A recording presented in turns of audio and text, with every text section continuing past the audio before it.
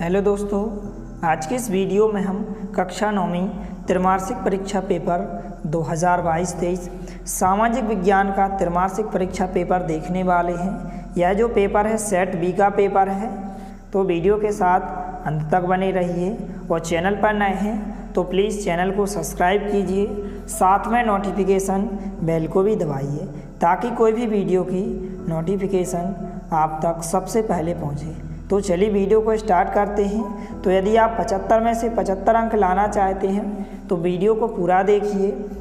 तो यहाँ पर सबसे पहला प्रश्न है, सही विकल्प चुनकर लिखिए। 6 अंक में यह क्वेश्चन पूछे गए हैं। पहला प्रश्न है, भारत का क्षेत्रफल विश्व के कुल क्षेत्रफल का कितना है? तो यहाँ पर 4 ऑप्शन दिए गए हैं। इसका जो राइट आंसर होगा ए नंबर का ऑप्शन 2.4%। इसके बाद जो दूसरा प्रश्न है, निम्न में से किस नदी को जो है मध्य प्रदेश की जीवन रेखा कहा जाता है? तो 4 ऑप्शन दिए गए हैं। इसका जो राइट आंसर होगा नर्मदा नदी को जो है मध्य प्रदेश की जीवन रेखा कहा गया, तो बी नंबर का ऑप्शन इसका राइट आंसर होगा।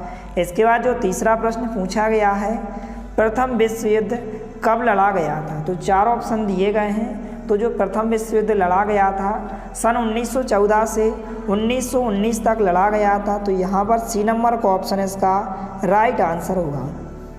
इसके बाद चौथा प्रश्न है, आरंभ में मित्र राष्ट्रों का नेतृत्व किन के हाथों में था? तो यहाँ पर 4 ऑप्शन दिए गए हैं। इसका जो राइट आंसर होगा बी नंबर का ऑप्शन इसका राइट आंसर होगा, सोवियत संघ और अमेरिका। इसके बाद यहाँ पर 5वां प्रश्न है, प्रारूप कमेटी के अध्यक्ष थे। तो जो प्रारूप कमेटी के अध्यक्ष थे वह कौन थे? यहाँ पर doctor Bhimrao Ambedkar. B number का ऑप्शन इसका राइट आंसर होगा। इसके बाद 6वां क्वेश्चन है, भारतीय संविधान लागू हुआ। तो जो भारतीय संविधान लागू हुआ था 26 जनवरी सन 1950 को लागू किया गया था। बी नंबर का ऑप्शन इसका राइट आंसर होगा। इसके बाद जो है प्रश्नांक 2, रिक्त स्थानों की पूर्ति कीजिए। यह 6 अंक में पूछे गए हैं। पहला खाली स्थान है, भारत की भूमि का क्षेत्रफल कितने वर्ग किलोमीटर है? तो आपको ध्यान रखना है जो भारत की भूमि का क्षेत्रफल है इस प्रकार से 32,87,263 वर्ग किलोमीटर है। फिर से आप सुने, 32,87,263 वर्ग किलोमीटर पहले खाली स्थान का आंसर होगा। इसके बाद दूसरा खाली स्थान है, खालिस्तान नदी जो है गंगा नदी की सबसे बड़ी सहायक नदी है। तो जो यमुना नदी है वह गंगा नदी की सबसे बड़ी सहायक नदी है, तो दूसरे खालिस्तान का आंसर क्या होगा? यमुना नदी होगा। इस प्रकार से दूसरे खालिस्तान में आपको लिखना है। इसके बाद तीसरा खालिस्तान है, कार्ल मार्क्स ने खालिस्तान नामक ग्रंथ की रचना की। तो किस ग्रंथ की रचना की थी? दास कैपिटल ग्रंथ की रचना की थी। तो यहाँ पर आंसर में आपको क्या लिखना है? Das Kapital. तो तीसरे खालिस्तान का आंसर क्या होगा? दास कैपिटल होगा। तो इस प्रकार से आपको उत्तर में लिखना है। इसके बाद चौथा खालिस्तान है, संविधान सभा की प्रथम बैठक कब हुई थी या किस सन में हुई थी? तो आपको ध्यान रखना है कि जो संविधान सभा की बैठक 9 दिसंबर सन 1946 में हुई थी। तो आंसर में आपको इस प्रकार से 9 दिसंबर सन 1946 में हुई। इस प्रकार से आंसर में आपको लिखना है 9 दिसंबर सन 1946 आपको लिखना है। तो इस प्रकार से आंसर हो जाएगा। इसके बाद जो नेक्स्ट क्वेश्चन है, 5वां खालिस्तान, जो क्रियाएं आय प्राप्त करने के लिए की जाती हैं उन्हें कहते हैं। तो उन्हें क्या कहते हैं? व्यवसाय कहते हैं। तो 5वें खालिस्तान में आपको क्या लिखना है? इस प्रकार से व्यवसाय लिखना है। इस प्रकार से आंसर होगा। इसके बाद जो लास्ट खालिस्तान पूछा गया है, 6वां खालिस्तान, उत्पादन का मुख्य प्रमुख आवश्यक कारक है। तो जो उत्पादन का मुख्य आवश्यक कारक कौन सा होता है? यहाँ पर लगान होता है। तो आंसर में आपको क्या लिखना है? लगान लिखना है। इस प्रकार से आंसर होगा। इसके बाद जो प्रश्नांक 3 में सही जोड़ियाँ पूछी गई हैं इस प्रकार से 6 अंक में पूछी गई हैं, तो इनको भी आपको अच्छे से तैयार करना है। तो पहला है राजस्थान। तो राजस्थान का यहाँ पर आंसर क्या हो जाएगा? इस प्रकार से क्षेत्रफल में सबसे बड़ा राज्य इसके बाद दूसरा है ड्यूमा, तो ड्यूमा क्या हो जाएगा, इस प्रकार से रूस की संसद होगी। इसके बाद खरीफ, तो खरीफ क्या हो जाएगा, यहाँ पर ज्वार बाजरा होगा।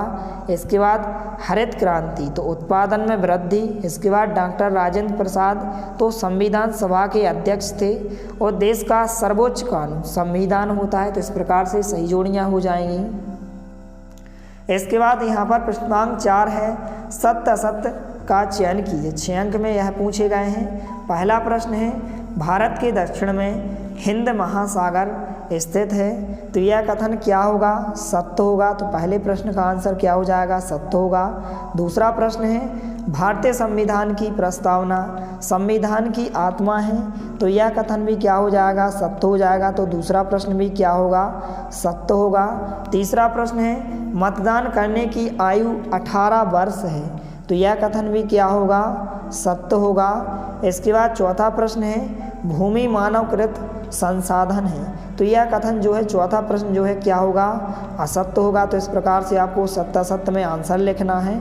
इसके बाद यहाँ पर 5वां प्रश्न है, इस प्रकार से पूछा गया कि 6 से 14 वर्ष के स्कूली बच्चों की शिक्षा में सर्व शिक्षा अभियान एक महत्वपूर्ण कदम है, तो यह कथन क्या होगा, सत्य होगा। इस प्रकार से 5वां कथन सत्य होगा। इसके बाद 6वां प्रश्न है, शिशु मृत्यु दर से अभिप्राय 1 वर्ष से कम आयु के शिशु की मृत्यु से है, तो जो 6वां प्रश्न है यह क्या होगा, असत्य होगा। तो इस प्रकार से यहाँ पर आपको आंसर में लिखना है। इसके बाद प्रश्नांक 5 में एक शब्द या एक वाक्य में क्वेश्चंस पूछे गए हैं। इस प्रकार से 6 अंक में पूछे गए हैं। पहला है, हीराकुंड बांध किस नदी पर बना है, तो किस नदी पर बना है, महानदी पर बना है। तो पहले प्रश्न का आंसर क्या होगा, महानदी होगा। इसके बाद यहाँ पर दूसरा प्रश्न है, धर्मनिरपेक्षता का अर्थ लिखिए। तो इस प्रकार से यहाँ पर आप देख सकते हैं, धर्मनिरपेक्षता की परिभाषा हो जाएगी कि धर्मनिरपेक्षता एक ऐसी विचारधारा है जो कहती है कि धर्म को किसी देश की सामाजिक और राजनीतिक गतिविधियों के साथ शामिल नहीं किया जाना चाहिए। इस प्रकार से परिभाषा हो जाएगी, इसको आपको अच्छे से तैयार कर लेना है। इसके बाद तीसरा प्रश्न है, लोकसभा के सदस्यों को क्या कहते हैं, तो जो लोकसभा के सदस्य होते हैं इन्हें हम क्या कहते हैं, सांसद कहते हैं। तो आंसर में आपको क्या लिखना है, सांसद लिखना है। इस प्रकार से आंसर में आपको क्या लिखना है, सांसद लिखना है। इस प्रकार से आंसर होगा।